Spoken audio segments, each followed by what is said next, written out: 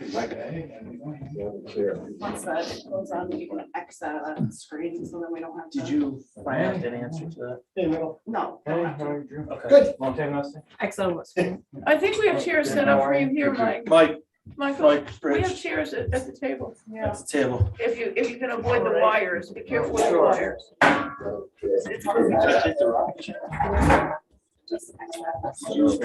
Rory, you're on this committee too, right? I'm everything. Just like put everybody at the table.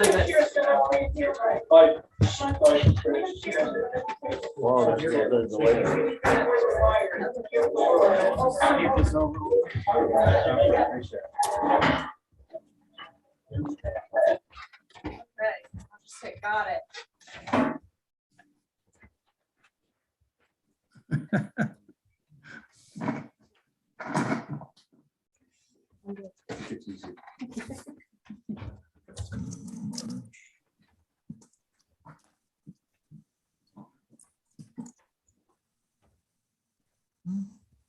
Rory, if we ever have an in-person meeting again, I think I remember one of the meetings you brought some very nice cheese, and I remember that. I remember that meeting.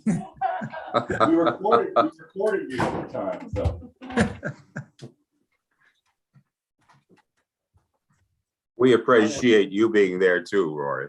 Yeah, exactly.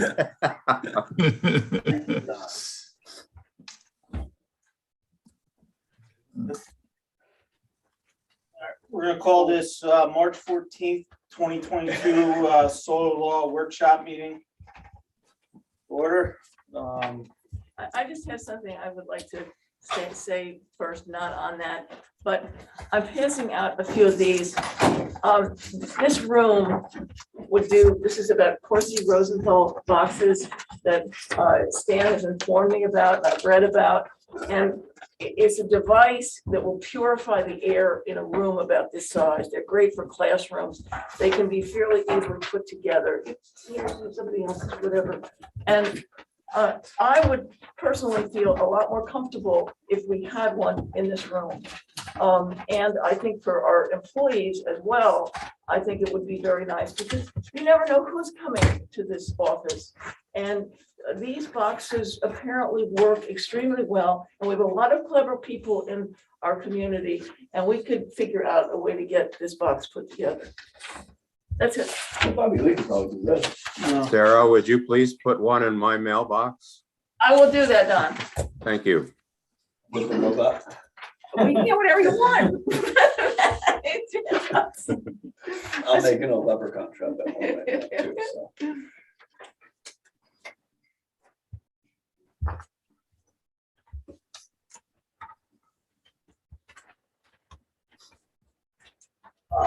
Drew, do you want to be able to do? Okay.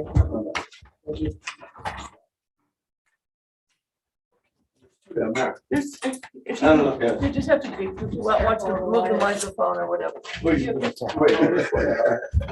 You're close to the mic, watch out.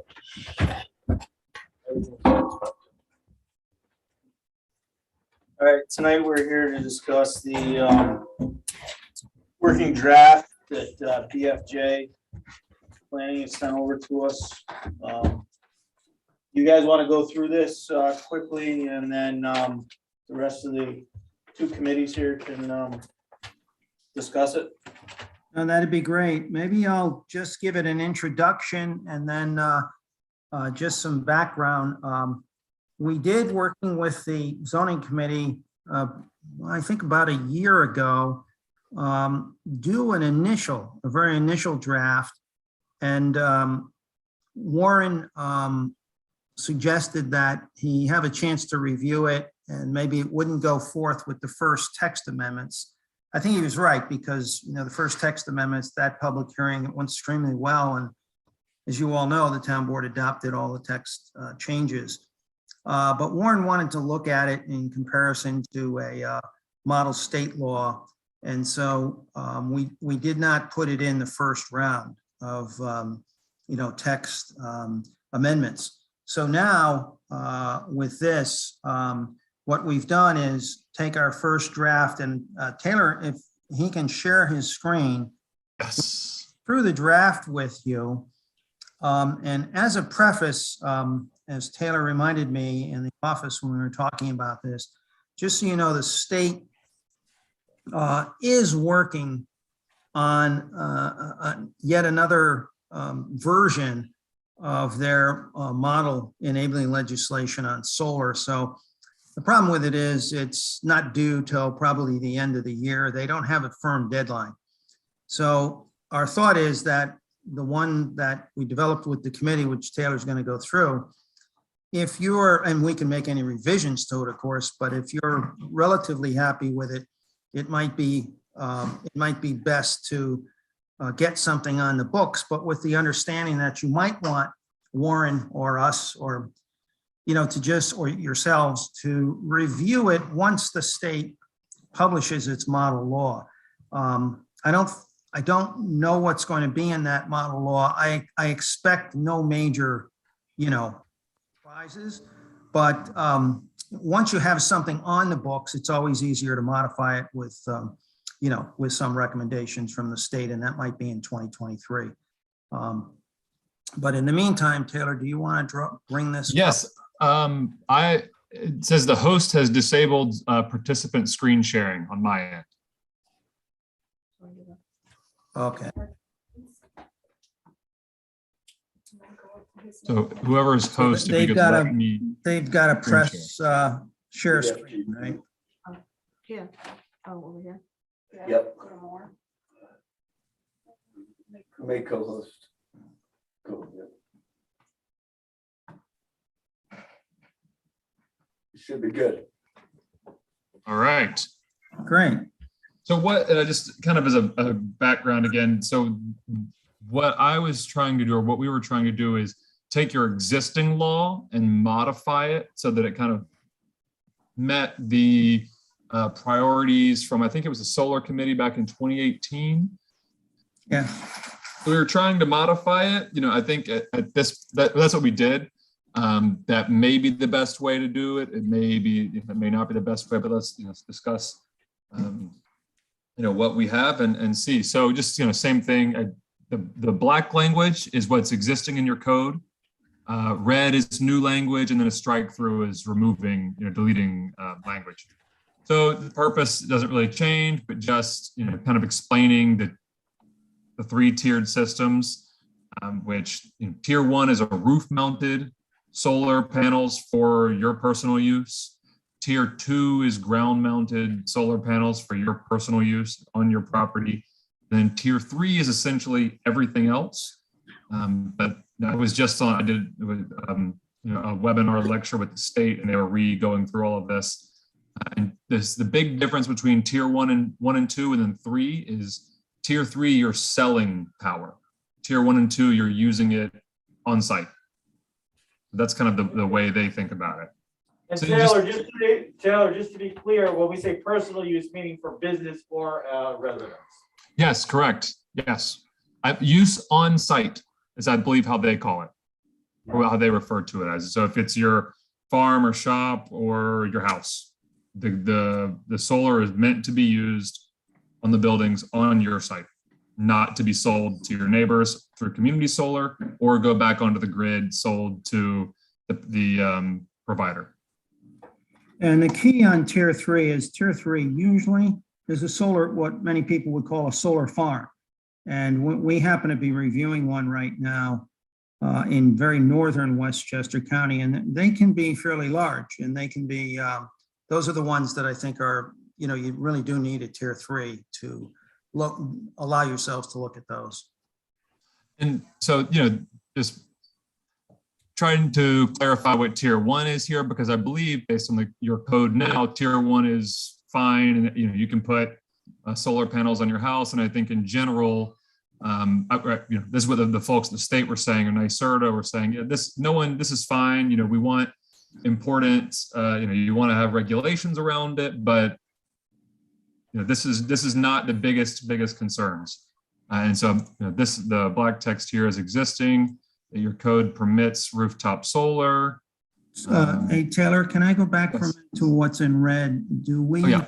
I want to just ask if the town, you know, this would be enforced, what we're saying is this would be enforced by the code enforcement officer, right? Is that our right, is that the right language we should use, or?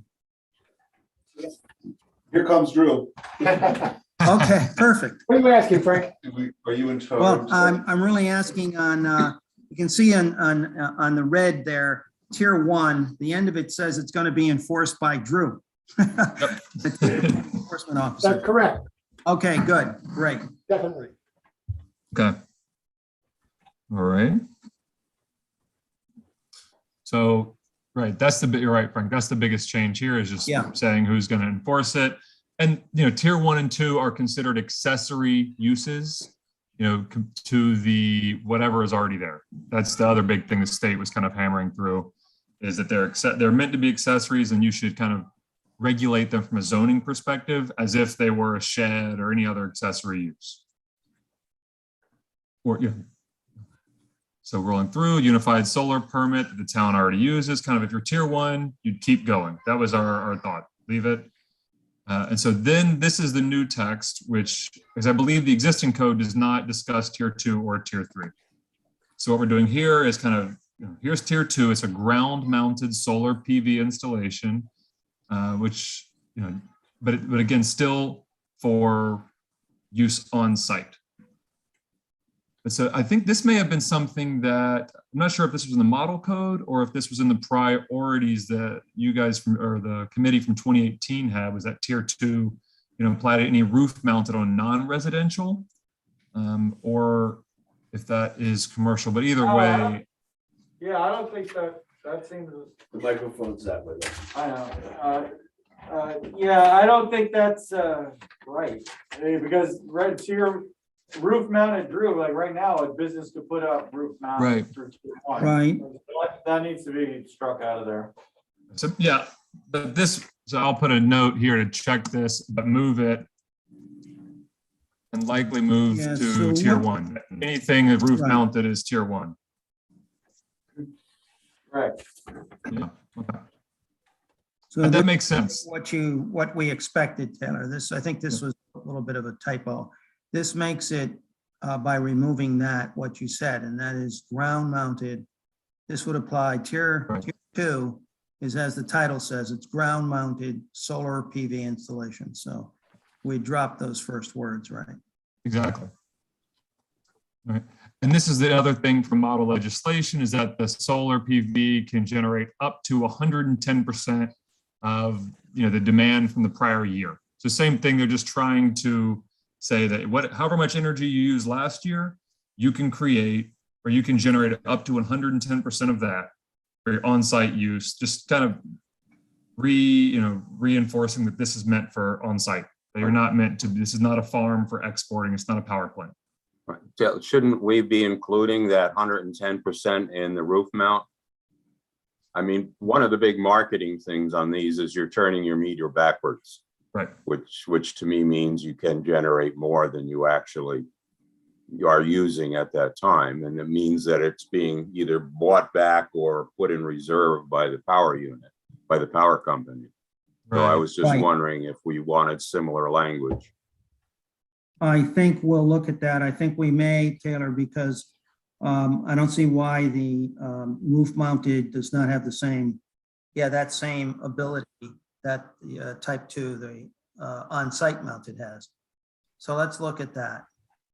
That's good. 110% capacity. Yeah. let's My look at- only thought, you know, is that maybe just, you know, literally the roof space is Yeah. smaller than ground space. And so maybe That's it's just true. unlikely. That is, But you're right, that's something to check, and I'll double check that.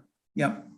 And I don't know if this is the appropriate time to ask the question, but B2F, they included the idea that it has to be parallel with the roof surface. Yep. Which isn't, you know, I understand the thought behind that, but my feeling is I'd like to see some discretion. Because my ridge line goes east and west, so that's fine.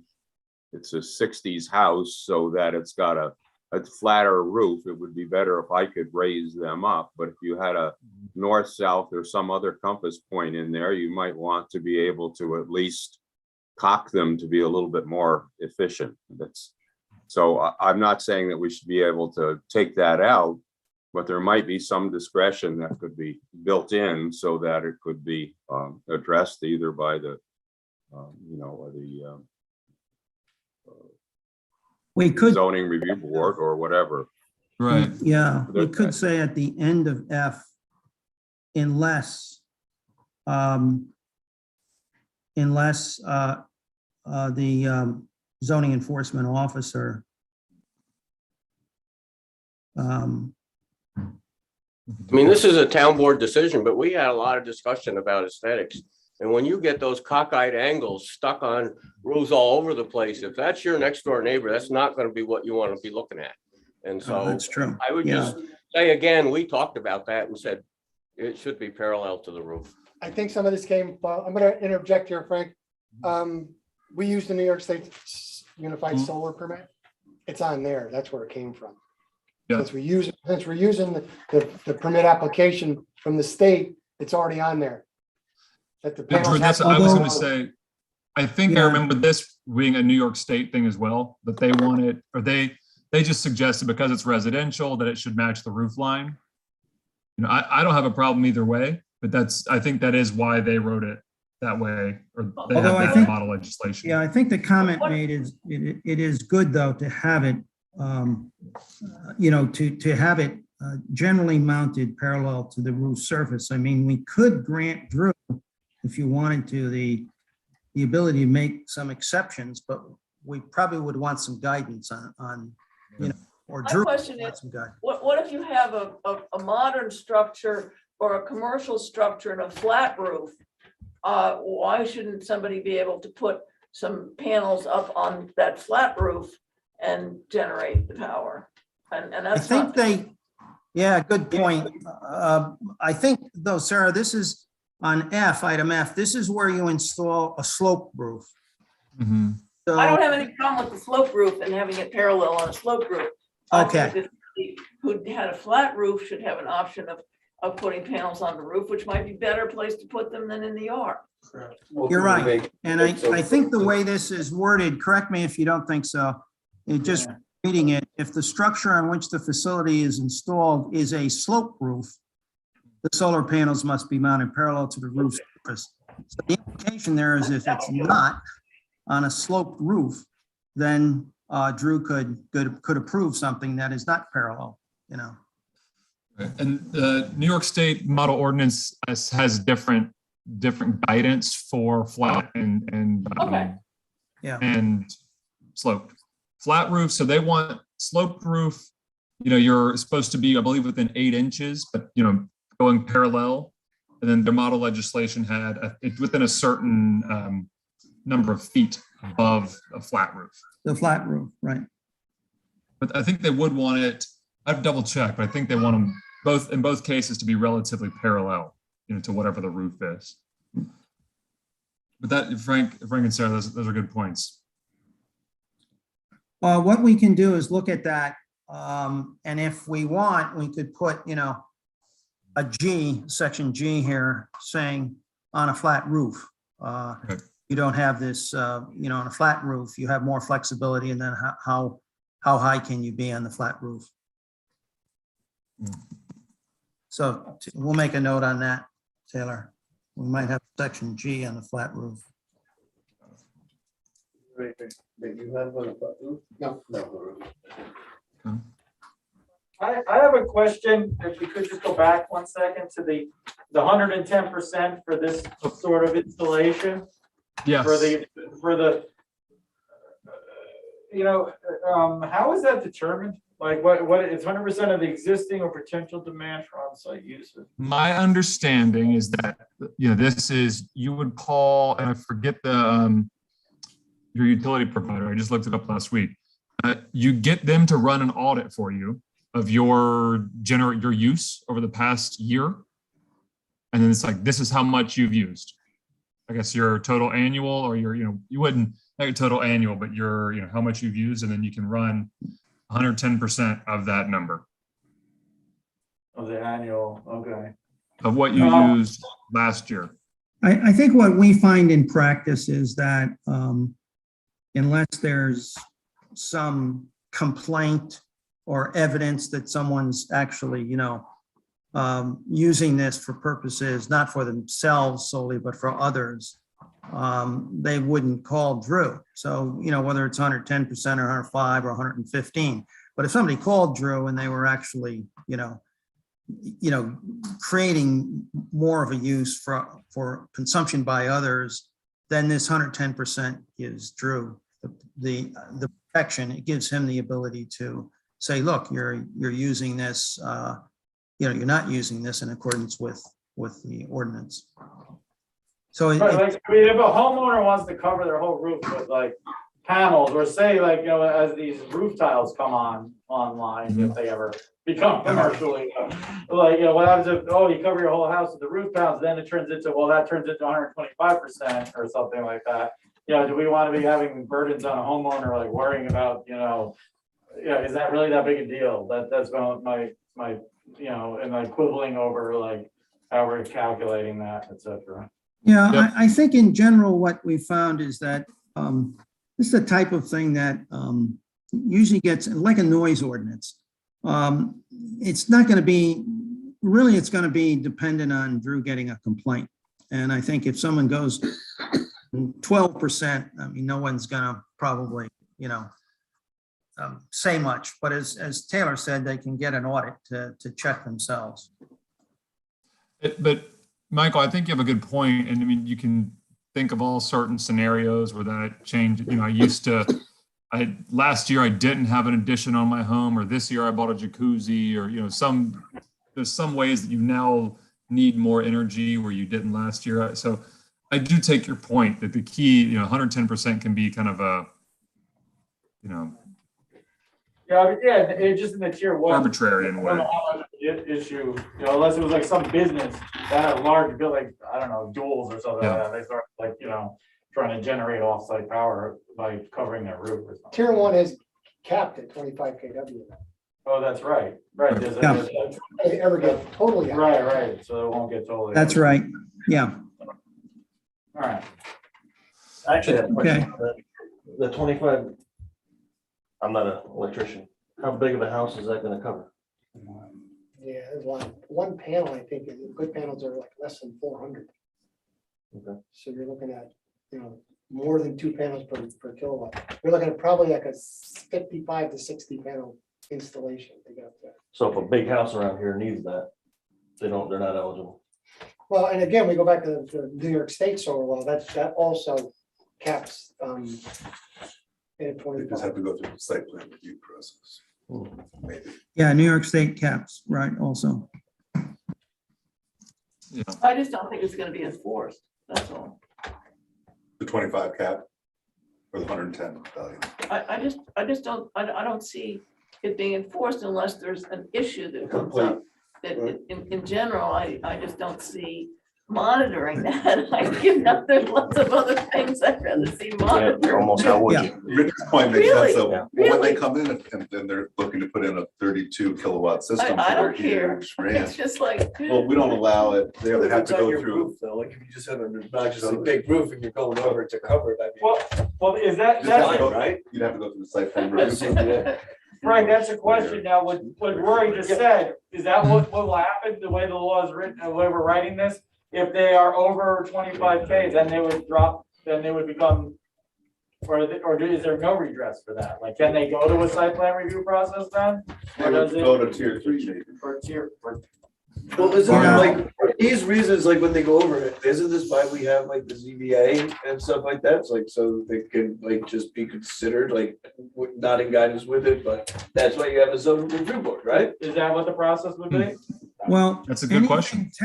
Like, is that Technically, like anything- thinking on each individual parcel, like their need is different than another, and that's why you have the zoning review.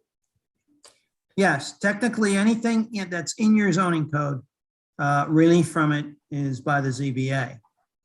That's the normal, that would be a normal We do have language in there that we could remove. It says it's part C and B, maybe, that expressly, you cannot go to you cannot get a variance for a solar installation. Where do you see that? Up, maybe it's tier 1, I'm not sure. Oh, maybe that is tier State or 1, is that yeah. us? Is that state, Drew? And Jim has something to say. Yes, if I can say something. It must, here it is. Part C there, part C. Yeah, I can tell you where that's from on C. Maybe we really don't need this.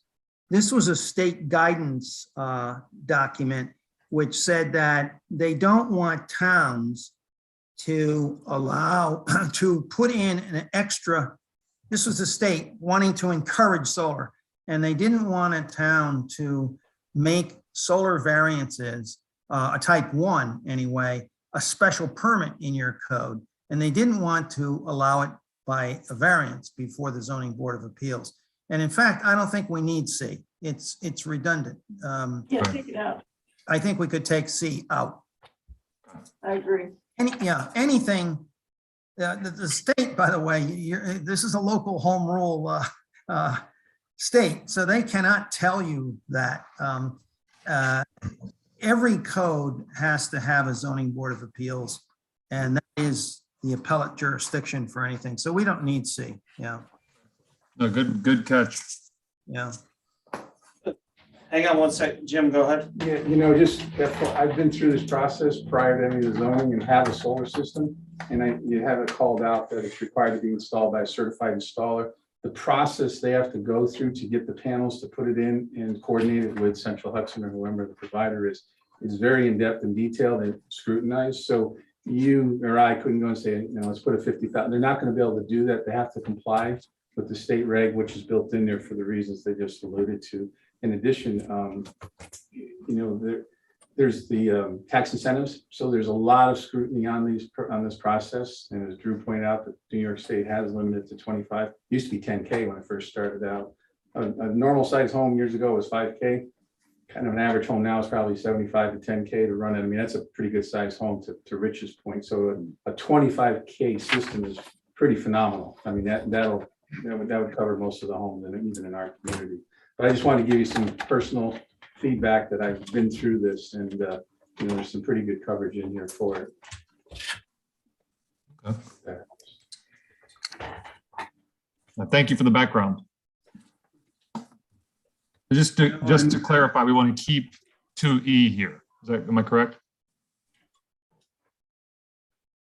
I think so, yeah. I defer to the You board. weren't speaking against that provision, right? This is all, no, exactly. I mean, just kind of giving you. Generally, I mean, yeah, in general, I have no dog in either way in this fight, just trying to give you some firsthand experience. Yeah. Okay, great. Thank you. Taylor, I'm just looking at this again. I think that B, item B, is probably unnecessary. It just says a facility must not otherwise be subject to review by an architectural or historical review board. I don't think that's the case here, so we don't need it. Okay. Well, let's go on to that type 2. Yeah, type 2. So, type 2 is supposed to have a little bit more review, which we have, but it's still meant to be treated, at least from the state's perspective, treated like, a shed or garage. It's an accessory use. It should be an accessory use. But they did suggest, which we've done here, is that, tighten it up where you see fit. And I think this makes sense to say within the Hamlet districts, minimize visual impacts. You could say, no, you could give it tighter yards so that it's not right up on someone's yard. We do say it requires site plan review for tier 2 in Hamlet districts, which we define up here. Something to think about. Do we want this for, because this was, when we were still, before the zoning map changes had been completed, what do we think about this for the light industrial district? That's in the Hamlet, but it's not a Hamlet, business or a residential district. I think it fits in that category though, right? Actually, yeah, I put it here as an, I guess I'll double check. I had it here as an outside the Hamlet zoning district, but that's a question for y'all. Is that where, what would you consider? So the difference is the side yard and the front yard because of the total acreage of those parcels in the light industrial zone And it looks like, I think site plan review. and site plan. You may not, it's up to the board. Where we usually find problems with on-site but on the ground type of solar panels is we're running into this all over that you get one neighbor where houses are closer together, like in the Hamlet. One neighbor is putting something in and expecting, the neighbor next door ought to cut a tree down because it's, interfering with his solar. And by having site plan review, the planning board at least has some review over it. And you can remind the person, that you got to make sure that you get sunlight, but that you're not also impacting your neighbor. So things like that, we thought, well, site plan is probably, probably prudent. I don't know in the industrial area though, or manufacturing district, whether you will run into the same problem. Well, won't most of the uses in the industrial district have site plan review anyway? Well, that's true. That's true. They do. Yeah. They have site plan, they can't build anything without a site plan approval, so. Without a site plan review. So that's okay. Yeah. In the industrial district that is also is in the HCR as well. The right next to the Dillinger Farm. The Dillinger Farm. Yep, and that's part of the list already, so. But it's on both of them? It's Yes. on the top one, it's not in the. I have a question. They both mentioned site plan review, right? So, what's the difference between these two sections? Right. Well, so here, required setbacks. I think in 3, there's the different lot sizes. Maybe that is the biggest, and then it's just outside the districts. They're treating different lot sizes differently. And you could put it in the front yard into bigger than 2 acres. Right, so we could have that instance, the Dillinger parcel, though it doesn't front on the road, does it? The back parcel doesn't, the front parcel does. So that could be one instance where you could end up with the ground mount, and you look at it when you drive by, if that parcel's over 2 acres. Maybe just put the light industrial in the first section, I think. No? What do you think? So it wouldn't require site plan. It would require- It would require. And you say put it into, Yeah, put it in 2. light industrial is 2, thank you. Yep. Okay. Okay.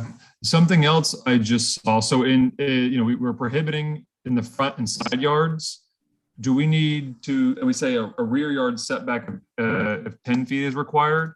Should we change that to, rear yard setback is 10 feet, but it's 10 feet from any lot line? Maybe if it's an irregular shape or something like that, or 10 feet from any parcel line in the rear yard?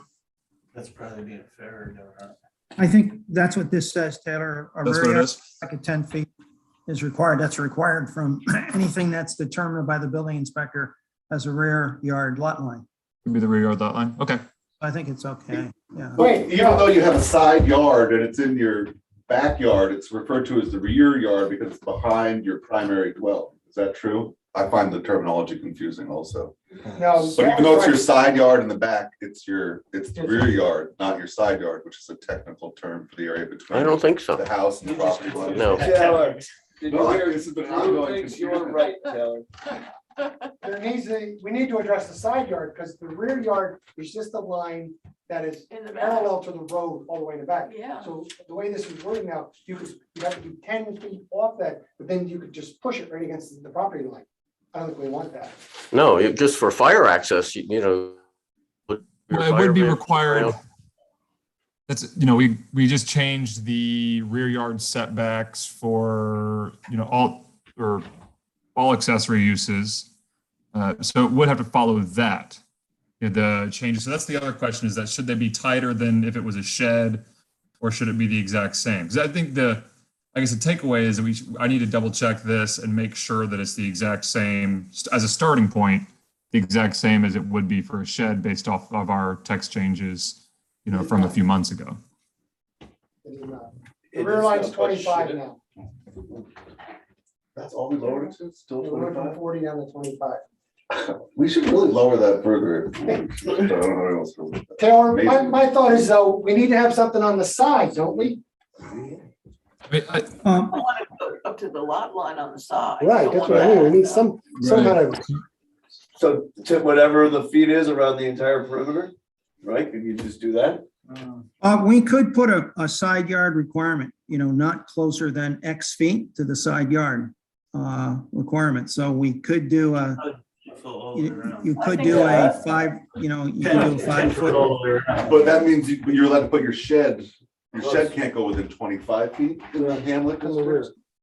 From the rear, what about the side? What's the? we did the 8 and then put a total of 20. Well, should we just keep it with our zoning, what we made our setbacks for the zoning, we make it for the same for the solar? That's Right? true. 'Cause That I would mean, be, if my neighbor was to put his solar 10 feet away and I Yeah. can't put my shed 10 feet, Right. I'm gonna be upset. yeah, and that We may might want be, to lower it to 10 feet for the rear yard in the Hamlet districts too. It's like, I think that's- So I think that makes total sense. I believe right now accessory uses are not permitted in front yards anyways. No, yes, you can. Correct. Well, it's for all Brian, how accessory. much Correct. do you need for a structures. fire? Right, so I think that's the key. I think That's what the state, But then I need a big turn and Right, somewhere. for some. But you want to pull up next to somewhere. 14, no, 14. It's really tiny. Yeah, just keep it good with our zoning that we have now, like, Right. that way Yes. there's no confusion.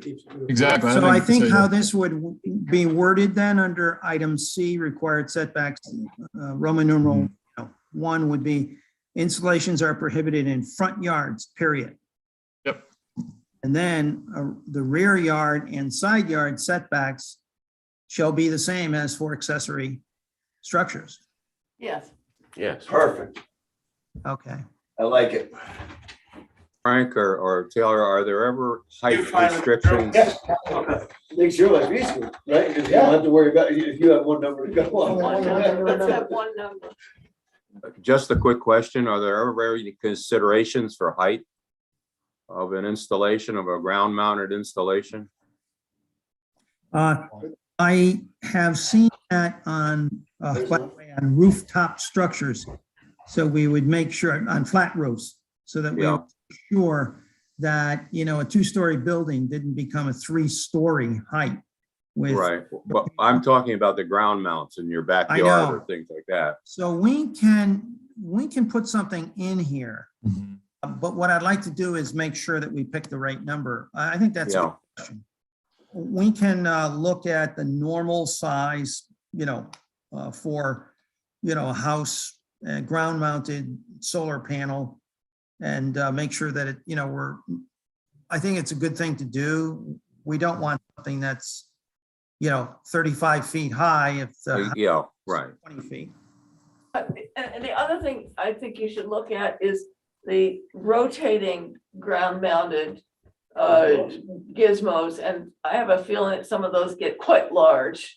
But they I also think- fold up at night. And some of them expand, and it's all kinds of stuff, and we should know Yeah. what the options are there. And we have a maximum fence I height, so haven't it gone shouldn't be over the shopping for fence height. that, so I have no idea Right. They're what's. gonna be over the fence height. The fence height's like Out there. 6, isn't it? Yeah, there's no way. Your fence height is 6 feet, right?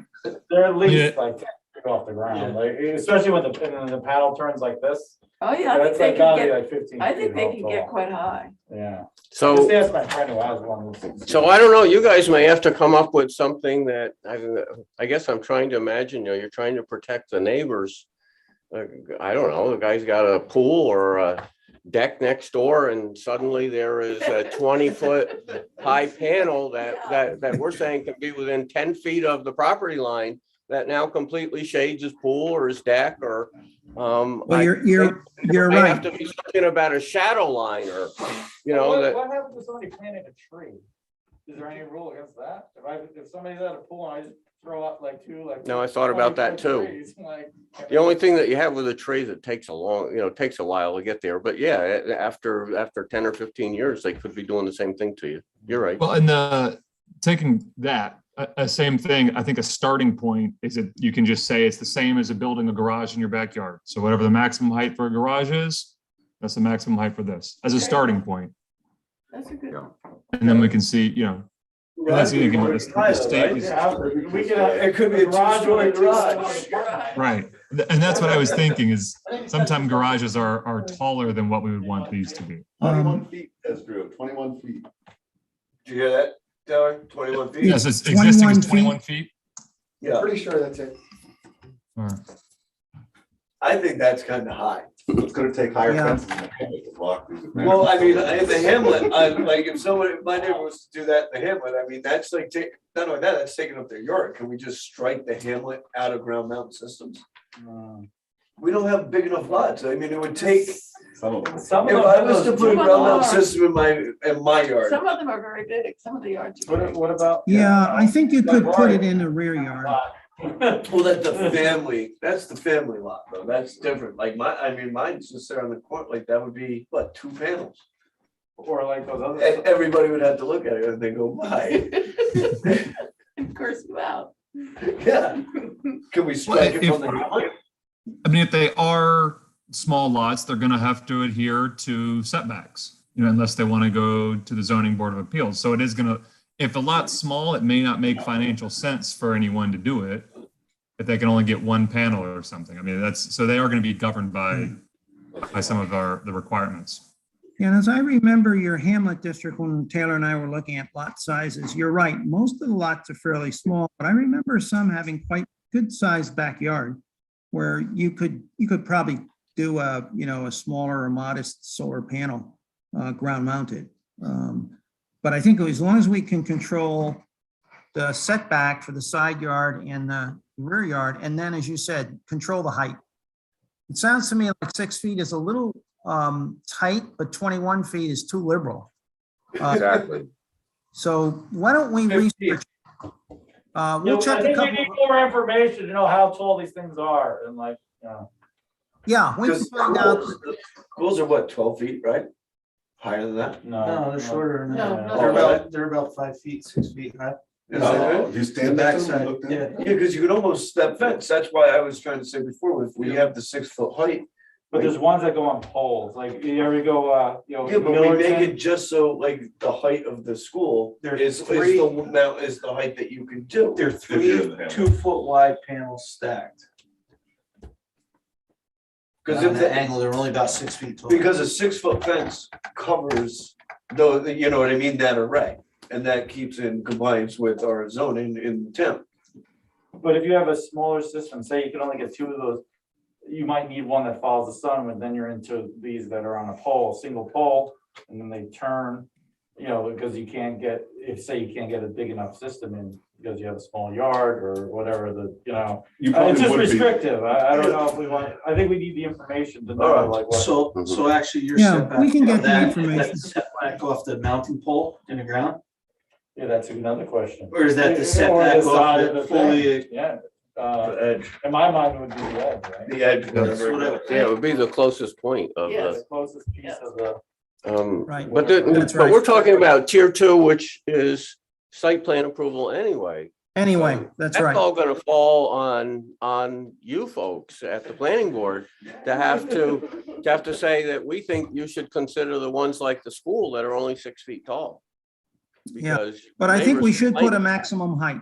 We should put a maximum height. We'll research it and get back to you on that, on a maximum height. Right. Yeah, I think that makes sense. Oh, We're just talking about in the Hamlet 24 districts feet, too, my right? friend. Yes, it's in the Hamlet district, yeah. Okay, Yeah, so that's- Taylor, we'll get back on the height and let's, It goes to okay. the line. So why don't you go to outside the Hamlet zoning districts? How deep the foundation. Outside Hamlet zoning districts. Yeah, So similar language, it minimizes visual impact. Not think- limited to. Yeah, and I think here we might make the same change, Taylor, on A1. Yes. Installations are prohibited in front yards, period. And then make the same change. A as rear yard above. and, yeah, a rear yard and side yard setback is the same as for an accessory use.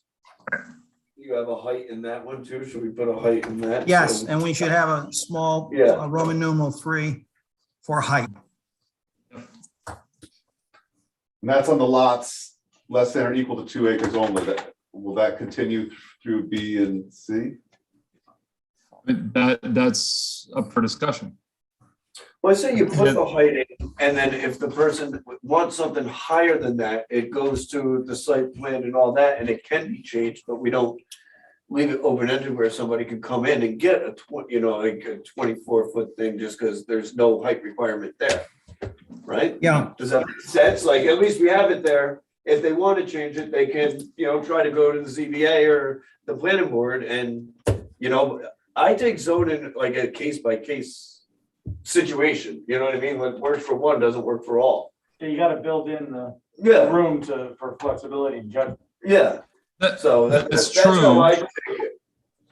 But we also don't want to make it, going to the ZBA can be expensive because then someone has questions and it's more plans, more. But we have, if we have an idea of what we want, we should say that. And if it's, which I think is what you're saying, but and then if you want to do above and beyond, then you can Yeah. pay for it. Yeah, that's okay, yeah. yeah, So I think that's what you're saying. Yes, that is what I'm saying. Yeah, we're in agreement. Yep. okay. And then a So lot you- greater than 2 We're acres. not in the Hamlet, we're outside. You're getting into parcels larger than 2 acres. I think you might end up having a different maximum height that you would require inside the Hamlet, just to say that. I think you're right. Please don't put it there, but if you said it at one and it couldn't be bigger, but you don't go obnoxious to start. But you put a different one in. Yeah, different height. yeah, Okay. yes. Gotcha. So Taylor, I don't know if you heard that. I think we should on lots You have greater than fun, 2 right? acres. You know what I mean? Have a height, we should list here a height Mhm. maximum, which it might be higher. okay, Yes, Than. it should be. Right, it should be a little higher. And maybe we give some discretion to the planning board too. If it's, obviously if it's set back quite a distance from any other property, it might be a little higher. So we'll look at height then. And I think one thing here that I'd be careful with, I just want to point it out. This is the first time we're allowing one on lots greater than 2 acres here in section B. We're allowing one in the front yard. And it may be that the setback for the front yard, I'm afraid of putting this too close to a road. In other words, even though it's a big lot, we may want a front yard setback that's greater than 10 feet. I think the concern is when you get those larger lots, the siting of the house sort of makes the terms side and rear and front yard sort of arbitrary. If we're You're concerned right. about visual impacts from the road. Yeah, Or from other properties. and the planning board does have discretion here in the site plan review, but I'm wondering if a setback of 10 feet, that is fine for this, usually a side yard or, but a front yard, you don't want it too close to a road, which would be, I'm wondering if we should allow, if we should require a setback of like 20 feet. Because these are lots 2 acres and larger, or actually larger than 2 acres, so they have plenty of room. I don't see anybody wanting to put it like right next, if it's on your house right next to the road. Do you ever? But- you ever I go wouldn't on either. Violet- What is it, Violet Hill Road? Yeah, right, like it doesn't- Tax count, like right up. It does. Well, you just showed us a case, so maybe you should put 20 feet in there, Frank. Yeah, I think it should be greater that, you don't want it too close to a road. If it's some weird case, they can come and ask for. Well, they have to agree with you guys anyway. Couldn't we say Yeah. that more expressly rather than having the 20 Okay. foot? Isn't there a more specific way to phrase what the protections we're looking for? We could say the front yard setback is 20 feet unless the planning board, finds that a modification is warranted. Or why not say 10 feet, or if the planning board, due to visual impact requires more, whatever's greater, whatever the. either the Yeah, we 10 could do foot or that. the planning We could keep it at 10 feet and then say if there We are say- visual factors. We say here, in reviewing an application, the planning board may require conditions to minimize visual impacts, including, screening and setbacks from parcel boundaries. Does that cover it? Yeah, Taylor, I would- Yeah, it does. Let's add something specific to the public viewscape or whatever. Correct, Taylor, it does cover it generally, but I think here on lots greater than 2 acres, we Right. don't want it too close to a road. So I would say if they want a setback of 10 feet, but a larger setback may be required by the planning board to preserve, visual aspects. Something like that. Yeah, Yeah, I think giving the planning board here the right to, right. For safety, and for safety, yeah. Yeah, I just think it's, 10 feet, by the way, is very close. I think 10. On a road where you're allowing speed limits of, just say 40 miles an hour. What do you want, 50? In a front yard, yeah, you can't have it out by the road. Yeah, Well, I you would- wouldn't want it, though. It'd be a waste of your Parcels. investment, the snow plow, The would house you is like still hit oriented. it? It's not, your front yard is not necessarily the space between your home and the road. Understood, Could but be the space equivalent. between the road and the solar panels is gonna be regardless of where your house is. You're not gonna want it 10 feet away. Yeah, so rather than calling it a front yard, it's a distance from the highway. Yes. Yeah. So we could say that. Although you usually do, the feet from the front yard is the parcel boundary, because that's, when they come in to you, they're gonna show, the engineer will show the parcel line, and I'm just suggesting that 10 feet is not much. Hmm. Here's Well, a can you put question. it, instead of being from the boundary line from a roadway, like 25, from a roadway? Yeah. Instead of, using the line, like, Scott just said that, where it makes sense, because that way you're not on it and the front yard changes, right? Like, for instance, if somebody has a flag lot, what's their front yard, right? Like, if they're in the flag part and it's against the back of somebody's property, then we're gonna make them like put it back like 20 something feet. Yeah, is that considered the front yard, Drew? If somebody comes in, that's considered the front yard, so. So on the Dan's Flats there, I'm thinking of those couple new houses that went in too. They had those huge front yards and the houses are set back there. But you could end up also having massive front yards that might be So I- on your 8 acres property. It's all front yard. It is all front yard. So maybe add something about a roadway, any public roadway or something. Yeah, can you do that, Taylor?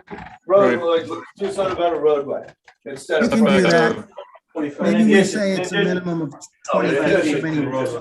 roadway, so 25 feet. Yeah. Parcel lines that, is it From the parcel lines roadway, that, I think they're saying. just from the roadway? Yeah, from roadway, highway, A setback of 25 feet is required from the roadway, from any roadway. Yeah, that's good. That, That means a public roadway, right? If you say roadway, that doesn't mean somebody's like, yeah, put public, just say, I get you. Yeah, We that's have true. private roads, yes. yeah, from Right, any public roadway. roadway. Yeah. You're right. Okay, So we'll research maximum heights and add that in. yep. Okay. So moving this, I left this highlighted because this is something I need to check with Warren with. This was a recommendation from the committee was, and it makes sense. Was, I believe it was, if you have working farmland with the current agricultural property tax exemption, that I think it was no site plan review. It was to make it easier for someone who has an active, we want to make it easier for people who have an active farm. So my question was how, what is the mechanism to do this? Or can we just simply say, if your parcel has an current property tax exemption, you get treated differently? Well, don't agricultural properties get treated differently anyway? Yeah, what happens if Yes, they do. But you get agricultural tax exemptions by letting farmers come in and make hay on your fields. The farmers don't necessarily own that. But so a lot of the farmed land around here is not necessarily not owned by the farmers farming it. It's owned by someone who might not live in the community or has a weekend house or many other situations too, but Right. something to bear in mind that the property tax exemption is extended. That's different. Well, would you want to treat those differently compared to like, I have an active farm versus I let someone make hay in my front yard or side yard? I think a big, I Drew, guess Drew, what- the can we- state treats it differently anyway. What, Yeah, but right it would now, be based on the agricultural property tax exemption, but the state might have some distinction that does qualify those two different things. I think we should ask Drew, right now, how do you know if they have an ag and if it comes under ag and markets and we can't do anything with zoning or not? The Like, few what's the things that difference? I've done so far is I just had ag markets give the farmer a letter saying that this qualifies as an agricultural operation. Okay. And then they got their kind of free pass under the ag and market law. And So I have- think this idea is to give the town a little bit of review process to these systems. So the ag and markets, does that include solar installations being permitted? Yeah, they have. Yeah, some- so they have a some lot of, pretty tough so language this about would it. be for somebody who's not a farm operation themselves, but is getting this Okay. tax reduction. Like I said, I've had ag and markets do the assessment and state that it is an agricultural operation. And you see in this kind of instance that Yes. Roy was talking Oh, about. okay, okay. So ag and market. They call that So- an agricultural operation if you're letting someone. Yeah, I mean, they're gonna be. They're very lenient on farm usages. What if we said lots with commercial agricultural uses and excluded the property tax exemption? Is that too vague? I don't think you're gonna be successful in doing that. I think they're gonna just come right through that. I have a larger question here. Do we need C? Do we need, They're gonna do what they want anyway. I think not. Yeah, I think not. They're gonna I get don't what think they we would do, get. right? Right, Yeah, I yeah. don't think you do. I think you're right. I think you don't need it. Okay. Oh, Good job, Frank. That's how you get the big bucks, Frank. Like it. yeah. Well, I'm actually more worried about tier 3. Here's where the, Right. Three's the issue. here's where we want to be, and you may get some applications which you may want. It's just in tier 3 now, this is where we're going through the pre-app meeting with the planning board, it's required. And then a full site plan approval. So Taylor, you might want to go right through this, yeah. Yes, so, tier 3s are community solar or just, solar installations that are meant to give power off-site. So to your neighbors, to whomever, but it's not for use for your house or your business. And these are the ones that the state was saying, generally tier 1 and tier 2, we can handle pretty easily. People get concerned about tier 3. And that's where we need to make sure our ideas and text are tight. Because these are the big, this could be the large,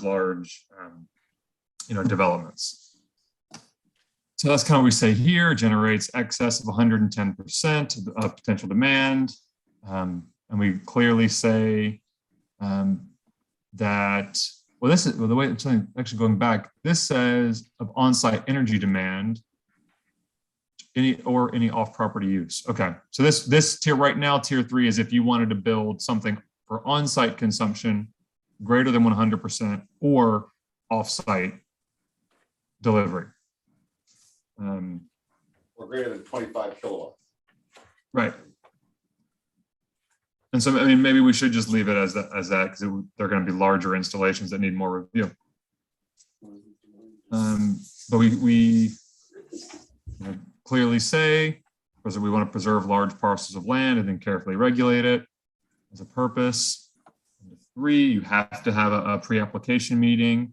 So the applicant shall discuss the project with the planning board and should present a visual impact study and sketch plan. We could say, they must, but they probably must do that as part of a site plan approval. We could say that, because I think for large things, people will, but they also must, we should make it so they have to do visual impact studies or a sketch plan so everyone can know kind of what they're going to get ready to look at. Yeah, here it is. And so in 4A, the site plan approval, you shall review the application and visual impact study for proposed lighting, security, grading, and then impacts on rural character, farm structures and ridge lines. Planning board may require the installation be screened when viewed, which I think makes a lot of sense for really big installations, and may require that utilities be buried underground or otherwise hidden from view. Same thing, the planning board may retain a consultant to assist with the review, which I think also makes sense for these. Right, and then maximum lot coverage. Parcels with an area fewer than 70 acres have a maximum lot coverage of 5%, and then if it's 70 acres or more, have a maximum lot coverage of 10%. So you're leaving the vast majority of a lot open, but depending on the Height again in this one or no? Well, let's talk about the density of the panels. Yeah. Is that, I don't know if that's reasonable. Right, Frank, we had a meeting where we had this person come from Carson Power and give us a presentation on just in general what these systems look like. Right. You know, they contacted us because they are interested in possibly putting one in our town somewhere, but I said. we're gonna have it- On a specific piece of land. Right. Over by Pulver's Corner. But Okay. we had a general meeting just to say, hey, would you come and educate us about this? Because, you know, we've drafted these things without, you know, really knowing much. And what Zara was getting at is that as this is written, no one's putting one of these in our town. Like this is, you know, this would be prohibitive for what they need. Because they said that they need about 20 acres of panels. Oh, wow. Then probably about 30 acres total with fencing and roads and et cetera, et cetera. Right. And then, you know, that would be inside a larger lot, which we would try to determine, you know, what size we would require. And that's for like a community solar project, which was, what was the size, like 1 megawatt or 1 to 2 megawatts, something like that. And so as written here, this seems very restrictive. Yeah, I think, by the way, I think you're right. Taylor, was the source of this our original committee or was this the? This may have been from 2018. I think. Yeah, this is from the That's the solar OG committee. Okay. Yeah. You know, This I is- think that. I think your comment is correct. We're dealing with one now that is in the village of Mount Kisco. And it's, you know, I don't know where the 70 acres strikes me as a strange size. You know, you might use something rounded off, parcels with an area less than 25 acres. So Frank, where this size came from is we took a survey of all the lots in the town. And determined the median lot in the town. And then we picked this spot. I don't exactly remember the exact reasoning. Oh, I remember the reasoning. I don't remember the exact mathematics behind it. But what we determined was this was a decent size where if someone wanted to put a larger thing in, they'd have to probably combine parcels. And we were kind of encouraging that. It was the idea behind this bifurcated tiering of the lot coverage. That, you know, oh, we're gonna have to I'll have to buy this lot and this lot so I can get as many panels as I would want to do. Yeah. So that was the reasoning behind that number. Okay. Parcels in area, we should change the English here, Taylor. Parcels with an area less than 70 acres have a maximal lot coverage of, I think you should increase the lot coverage. This is very, very restrictive. I mean, normally, I don't see anything wrong with a lot coverage similar to a house, you know, a little bit higher. I would make it, well, I can look at the one we're reviewing right now. The lot coverage is about 20%, and it's on an acreage that's also less than 50 acres. So we could look at this. I think the 5 acres, the 5% is low. You know, 5% of 70 acres. That's a huge percentage of the land undeveloped, which is, you may want that, but I'm thinking though that you also might want to entertain one of these, right? And the one that you've met or someone's met with is saying, this is a bit, they couldn't comply with this. We need to find out the acreage of what's being proposed at Pulver's Corners. Because it didn't seem, at least it didn't seem to me, like it was because of the location and the terrain, it didn't seem like that there was really any downside. I mean, I haven't been out to look at it specifically, but the visuals apparently were gonna be very, very good on this thing. One of the things that I'm concerned about is, I'm concerned about the maintenance of the acreage that is not covered by the panels. And the idea of how do you encourage, if not mandate, that acreage to be kept rural, or at least to be kept mowed, or to be maintained Or continue to properly. be farmed on. Or if it's farmland. ideally, to continue to be farmed, if it's farm property. You don't want these large acreages allowed to just grow up in any kind of shrub or whatever. You we know, want to maintain- that's right. I think we ought to maybe have, a small, I was gonna say, on item 6 is fine, Taylor, yeah. The buffer area or Mhm. open space area not devoted to solar, the planning board should see a maintenance and upkeep plan for that area. Exactly. Right. Let's put that in, Taylor. And we can research the lot coverage, but I think the 5% is very restrictive. I don't, It's gotta They come weren't up a over lot. 20%, they weren't over 25%, the Carson plan. Well, I don't, I'm- it was most- you know, I'm no mathematician, but I was looking, thinking if they need 30%, or they need 30 acres, that's a 300 acre lot under our existing. Most of the Probably property, was gonna- there's 30 acres is like with the The- fencing. the other- property was like 100, right? Yeah. The other really interesting thing Most about of it this was still farmland. presentation, the interesting thing about this presentation was, in today's electrical grid in Pine Plains, they thought this was the only property that would be at all possible to put in the kind of a solar situation that they do. Yeah, Frank, they Now, said, that could change because the electrical system could change in the whatever they're called, the major stations. Mhm. the transmission line. The transmission. Yep. The transmission control. line, yeah. Because you need to be fairly close so that your costs of transmitting the electricity are reasonable. Yeah, if you look up, it goes from like Pulver's Corners. I don't know if you guys know where that is, up like Yep. in that area there, there's a line that comes down from Columbia County, runs through, there's a substation along 199 there, and then it Mhm. kind of heads east and slightly south, I guess slightly south, but mostly east, and then heads out of town towards like Millerton.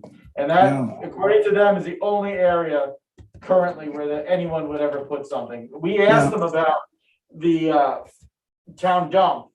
And that's like way far away from anything, that Yeah. no one can put something there that would Okay. generate the power for me, so. And did they tell you did they give you an idea of site coverage?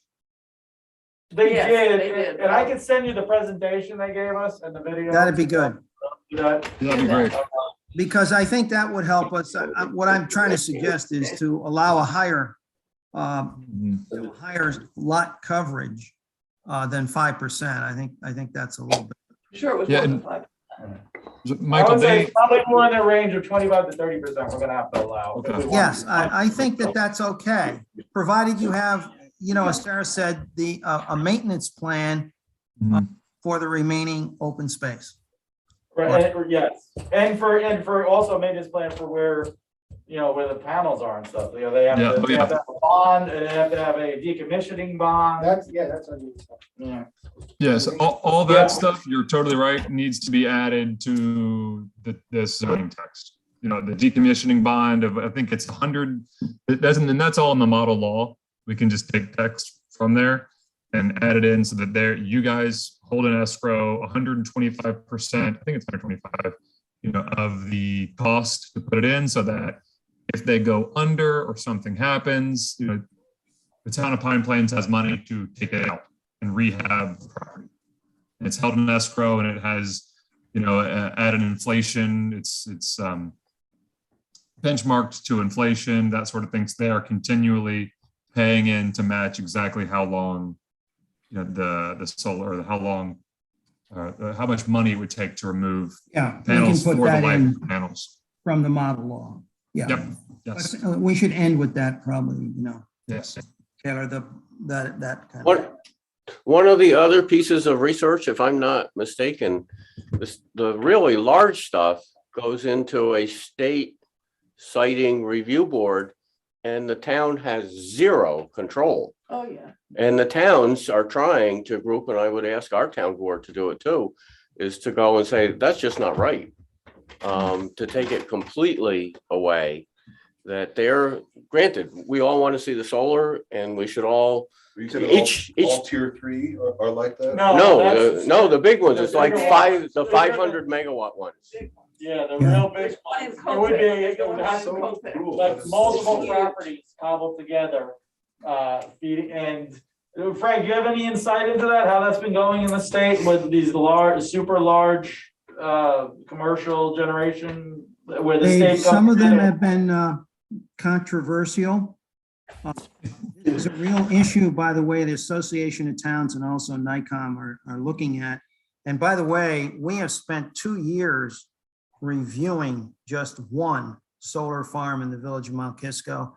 And I think one of our senior associates who is very much in favor of solar was a bit shocked when he realized that the main opposition were the environmental groups in the village, because the solar farm was going to result in deforestation of 400 trees.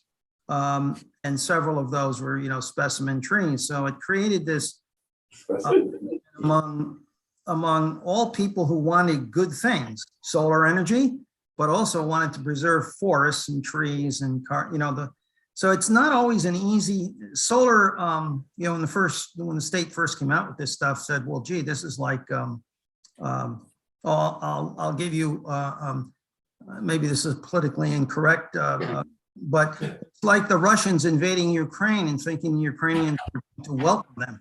When the state did this solar law, they thought, oh, all the towns love this. Everyone will welcome this. Solar is good. Well, it's run into the big ones upstate have run into some major opposition, and the one we're dealing with in Mount Kisco has surprised us, because I know the town very well. We've worked with them for many, many years, and there's very good people who are dedicated, open space, environmental people and specialists, and they're opposed to this particular solar farm. The planning board here has got a very, very tough decision in Mount Kisco as a result of it. So I don't know. I actually don't know what they're gonna decide. So do you know how many megawatts that project is? By the way, I don't know the exact megawatts, but it's not that big. It's probably my guess is at most it's 10 acres. Okay, so that's still in Yeah. control of the town, right? Yeah. So these bigger ones, the state just takes away, right? Yeah, That's correct. That's correct. in the presentation I watched last week, I think there was only one in the Hudson Valley. So they said this, it's a relatively newish program, been a few years, and they're starting to come on. But yes, I mean, these are the big There's one in ones. Copay. near Yeah, us. being Is it- proposed, yeah. That must be it. That must be the one. So there was, And one of the things is it kind of bypasses the whole secret process. Right, they're exempt from It seeker. Totally bypasses Yeah. secret. It's It's the Rick same. started. That is completely bizarre. I can see. That- having By the way, changes. that is, usually state laws are written, even the MTA, which I know you're not, but the MTA, it may not, some agencies, for instance, ESD, the New York State ESD, the Empire State Development, and MTA can be in certain instances exempt from local zoning, but they're never exempted from seeker. So to exempt to exempt something from seeker, they are really saying that they're giving the state tremendous power here. Or giving themselves, I should say, at the state level, quite a bit of power. and there, but something similar and something I'll research, or I need to research more, for Pine Plains is the state was discussing agricultural soils, was taking, they wanted to limit, these big developments from prime farmland. And they said, I think it was, I forget the exact designation now, that it's, maybe it's farmland or soils of state importance. But they were looking at changing that to a different, thing, but it's a different category, but still trying to cite them away from, important and productive agricultural land. Because kind of same thing. It doesn't make sense to put solar panels on your most productive soils. So we have language in our code already about prime soils, or I don't know how widely that's written. Would it apply to this or not? We should probably check that and see what. Yep. Okay, yep. Make one, two for tier 3. And Taylor, what's after E here? I know solar installations were exempted. That's it. And I think we're at the end, yeah. I have one question. So this is just a site plan review process. Should this be a special use permit too? We want to have a public hearing for this? By the way, that, and the state's idea anyway, this is up to you. We began by citing the state guidance that they would like towns, you don't have to take their guidance, but they would like towns not to make solar panels a special permit, rather just to keep it at site plan review with the planning board. By the way, if a site plan review can require a public hearing if you want it to, but site plan review, they wanted to keep it at site plan review because a special permit many times is viewed as, well, it is very discretionary. Usually you'll write in requirements for site plan review. And I'm sorry, not site plan, I'm sorry, special permit is more discretionary than site plan approval. So, and the states found that with special permits, it can be very lengthy process to get a solar panels approved or a solar farm. So they discourage it, but this is a policy call that you would make, or the town board would make. I think with site plan review though, the planning board has probably enough, you are reviewing it, the public's able to see everything at your meetings. You're notifying people, you're advertising. So I think that that's probably enough.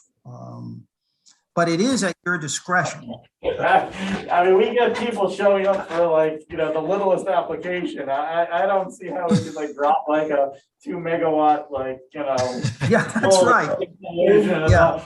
Not have a public hearing to have people have their say on it. I think that's gotta. Yeah, But I think I it's mean, okay to leave it at. Site plan review, but require, I or the like that. planning board You don't may need or whatever. A special or permit. require I public don't think you need a special permit. Also, one other thing I noticed, it doesn't mention zones. This is only in the rural zone, right?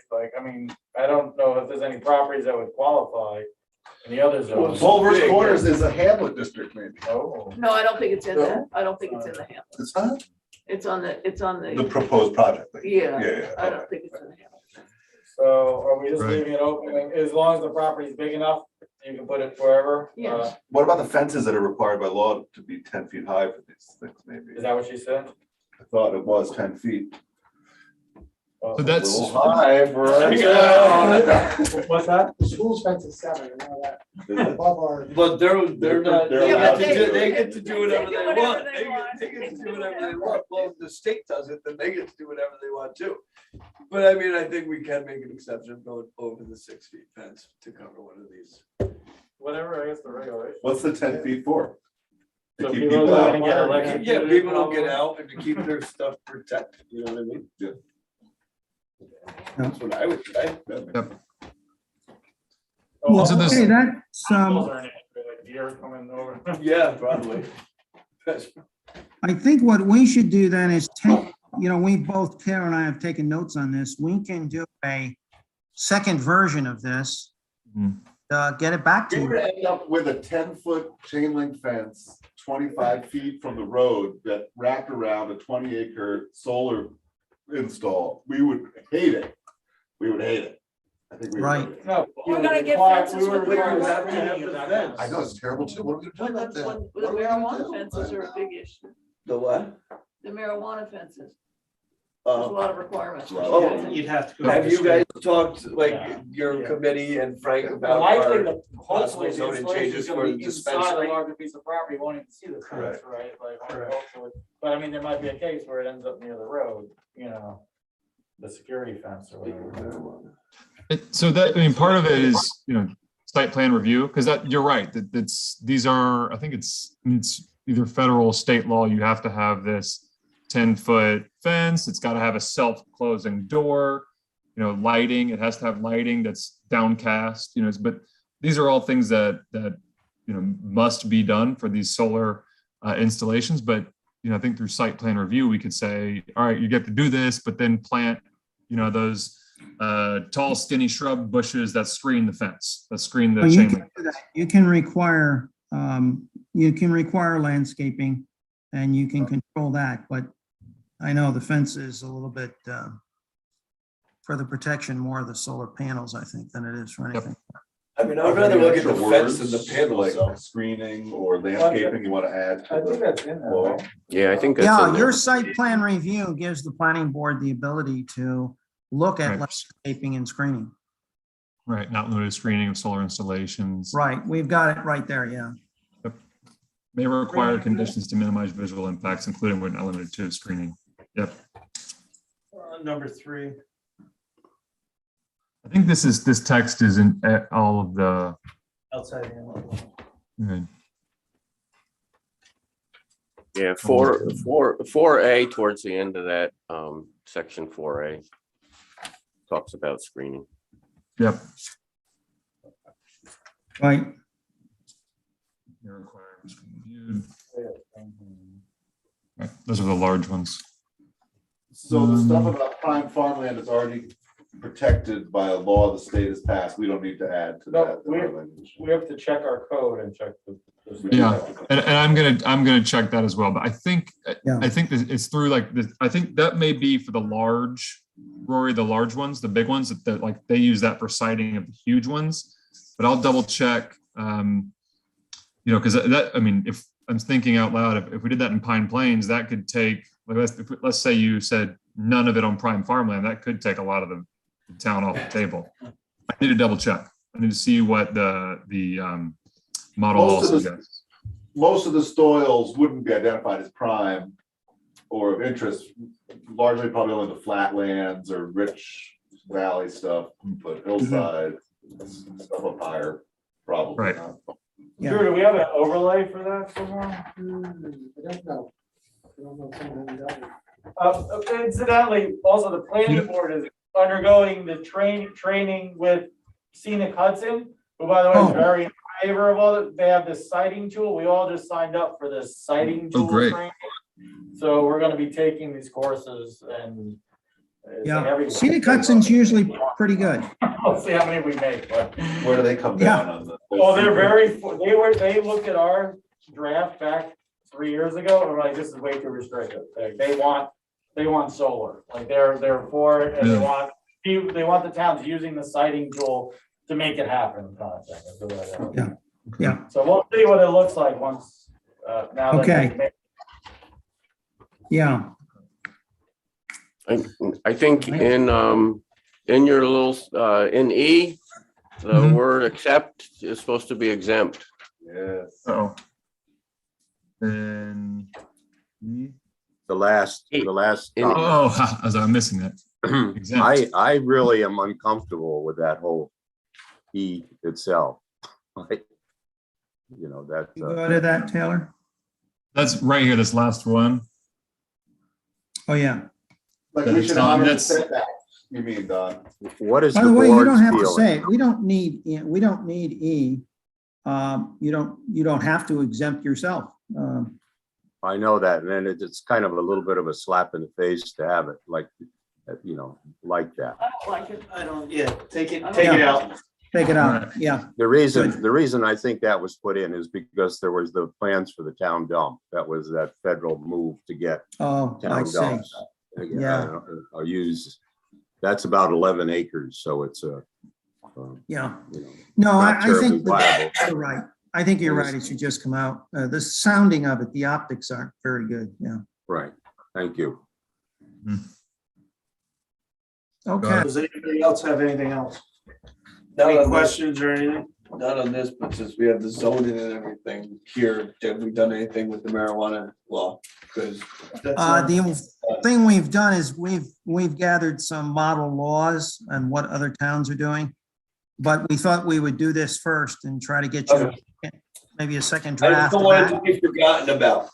You know, I just want, like, when it's available, we have a person who might be like interested in getting a permit like right away. And I don't Right. want our zoning to be holding us up, because I feel it's one of those things, you have to be first in this scenario, you know what I mean? The longer you wait, you know, like others want to spring up, but if you're like first, like you get Yeah. an advantage of like keeping a clientele and a customer base, so.